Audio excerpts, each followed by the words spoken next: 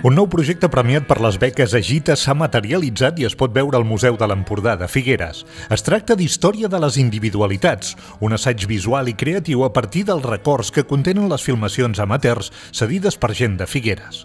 El col·lectiu Stalker ha creat 9 històries fictícies a partir de tot aquest material.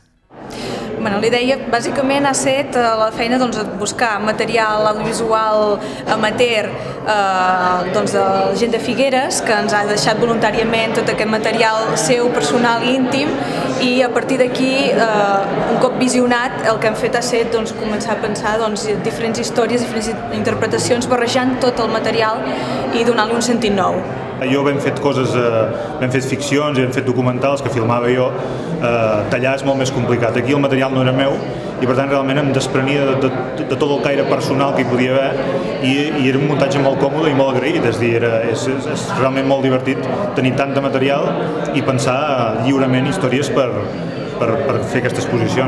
Les imatges de procedències diverses s'han barrejat en cada muntatge per adaptar-se a un nou context. Un exemple, el concert d'un grup de punk rock figuerenc que mai no va existir. Ens vam trobar un material que era una ficció d'un grup de música de Figueres que en realitat no existia i nosaltres li hem donat una mica un aire de gran concert, de gran esdeveniment, perquè vam trobar que eren unes imatges molt divertides i a més les hem mesclat amb unes imatges del tancament de la discoteca Charlie's, en la qual tenim un pla fix de la gent que entrava.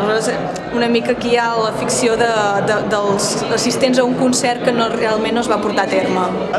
No deixa que tot segueix sent Figueres, tot segueix sent les mateixes persones, el que passa que hem creat històries noves, llavors clar, excepte nosaltres, la resta de la gent sí que els pot veure i identificar-les per separat. Nosaltres veiem el tot de la peça i per tant cada imatge ens és igual, però ens és igual en quant a valor, però per la resta de la gent jo crec que segueix sent Figueres, segueix sent les seves imatges personals i estan dintre d'una història, amb la qual cosa la pròpia història s'hi poden identificar i sentir-se la seva. Història de les individualitats es pot visitar al Museu de l'Empordà fins al 27 de febrer. Els dies 12 i 26 s'hi faran visites guiades a les 5 de la tarda.